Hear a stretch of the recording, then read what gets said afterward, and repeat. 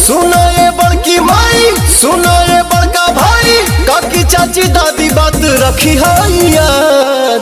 आइल करा काट तो हर पवनवा मांगेला घूमी घूमी आशीर्वाद, मांगेला घूमी घूमी आशीर्वाद, मांगेला घूमी घूमी।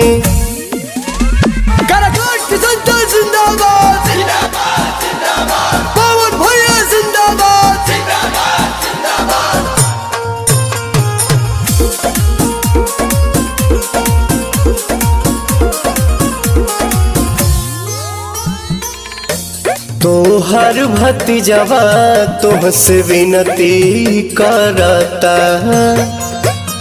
अपौआ पे तोहरा अपन सिरवा धरता।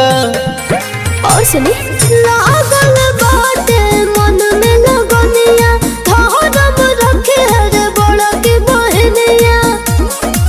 सुना ये मामी मौसी, सुना ये संगी साथी, हो जाए हमारा पसाभे दयाल।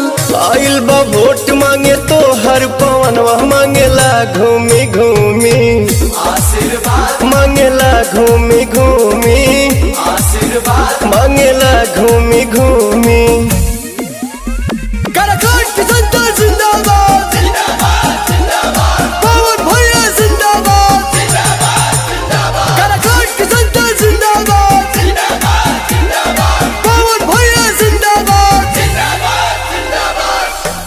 केहू के बहिया केहू के पौआ धरी ले,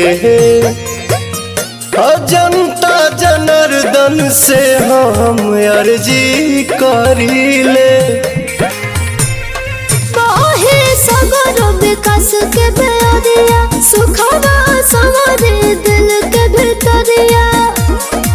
तू रब न कोनो वादा, जानब जीवो से ज्यादा, रही न मनवा में कोनो मलाल। आइल करा काट तो हर पवनवा मांगेला घूमी घूमी आशीर्वाद, मांगेला घूमी घूमी आशीर्वाद, मांगेला घूमी घूमी।